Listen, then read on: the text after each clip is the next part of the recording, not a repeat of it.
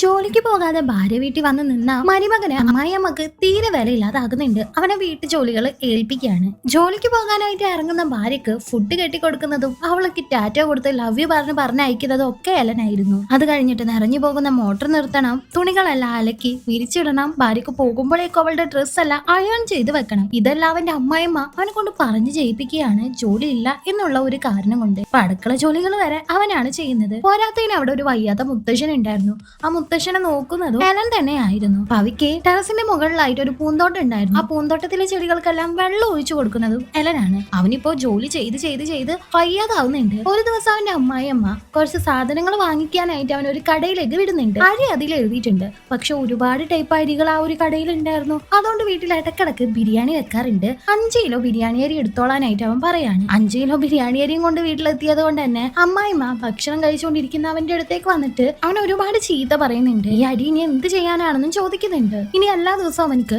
ബിരിയാണി അരി കൊണ്ടായിരിക്കും ചോറ് വെച്ച് കൊടുക്കാൻ പോകുന്നത്. ചിക്കനും മട്ടനും ഒന്നും ഉണ്ടാവില്ല, രസം കൂട്ടി ആ ചോറ് തിന്നണമെന്ന് അമ്മായിയമ്മ പറയുന്നുണ്ട്. പാവം അവൻ അവിടെ ഇട്ട് ടോർച്ചർ ചെയ്തോണ്ടിരിക്കുകയാണ്. അങ്ങനെ ഇരിക്കുമ്പോഴാണ് ഒരു ദിവസം അവന്റെ കൂട്ടുകാര് മദ്യം വാങ്ങിയിട്ടുണ്ടെന്നും 6 മണിക്കുള്ളിൽ എത്താനും അലനെ വിളിച്ചു പറയുന്നത്. അവൻ കൂട്ടുകാരന്റെ വീട്ടിലേക്ക് പോകാമെന്ന് കരുതുമ്പോഴേക്കും അമ്മായിയമ്മ വിളിച്ചിട്ട് റേഷൻ കടയിൽ 6000 രൂപയും 2 പുതപ്പും കൊടുക്കുന്നുണ്ട്. 6 മണിക്ക് മുന്നേ ചെന്ന് അത് വാങ്ങിക്കൊണ്ട് വരാനായിട്ട് അവനോട് ആവശ്യപ്പെടുന്നുണ്ട്. അമ്മായിയമ്മ വീട്ടിലുണ്ടായിരുന്നില്ല. 7 മണിക്ക് അവള് തിരിച്ചെത്തുന്നും പറയാണ്. വേറെ നിവർത്തിയില്ലാതെ കൂട്ടുകാരുടെ കൂടെ പോവാതെ അവൻ വേഗം റേഷൻ കടയിലേക്ക് പോകുന്നുണ്ട്. എന്നാൽ റേഷൻ കടയിലേക്ക് അവനെ എടുത്തുകൊണ്ട് പോയത് റേഷൻ കാർഡിന് പകരം ATM ആയിരുന്നു. അതുകൊണ്ട് അവനക്ക് അന്ന് 6000 രൂപയും പുതപ്പും കിട്ടുന്നില്ല. അതിന്റെ ടെൻഷനിലാണ് അവൻ. കാരണം അമ്മായിമ്മ വന്നിട്ടുണ്ടെങ്കിൽ ഉറപ്പായിട്ട് അവനക്ക് നല്ല ചീത്ത കിട്ടും. അതുകൊണ്ട് അവൻ അവന്റെ വീട്ടിലേക്ക് അമ്മൂമ്മയെ വിളിച്ച് 6000 രൂപ കടം ചോദിക്കുന്നുണ്ട്. തിരിച്ചെത്തിയ അമ്മായിയമ്മ 6000 രൂപയെ കുറിച്ച് ചോദിക്കുന്ന ടൈമിൽ കറക്റ്റ് ആയിട്ട് അവന്റെ അക്കൗണ്ടിലേക്ക് 6000 രൂപ ക്രെഡിറ്റ് ആയതും അവൻ വലിയ സിനിമാ സ്റ്റാറിനെ പോലെ സ്റ്റൈലും കാട്ടി 6000 അല്ലേ ഞാൻ ഗൂഗിൾ പേ ചെയ്യാമെന്ന് പറയുന്നുണ്ട്. അവൻ വാങ്ങി എന്നുള്ള അർത്ഥത്തിൽ. പക്ഷെ പുതപ്പില്ലല്ലോ. അതുകൊണ്ട് തന്നെ അമ്മായിമ്മ അത് പിടിക്കുന്നുണ്ട്. അവൻ റേഷൻ കടയിൽ പോയി അമ്മായിമ്മ പറഞ്ഞ കാര്യം ചെയ്തിട്ടില്ല എന്ന്. ഇതറിഞ്ഞ പവിയോ അവനെ ചീത്ത പറയാണ്. റേഷൻ കാർഡും ATM കാർഡും തമ്മിലുള്ള ഡിഫറൻസ് പോലും നിനക്ക് അറിയില്ലേ എന്ന് ചോദിച്ചിട്ട് ഇപ്പൊ എങ്ങനെയെങ്കിലും അമ്മായിമ്മ കിട്ട് പണി കൊടുക്കണമെന്ന് അവൻ വിചാരിക്കുന്നുണ്ട്. എങ്ങനെയാണോ മരുമോളും അമ്മായിമ്മയും തല്ലു പിടിക്കുന്നത്,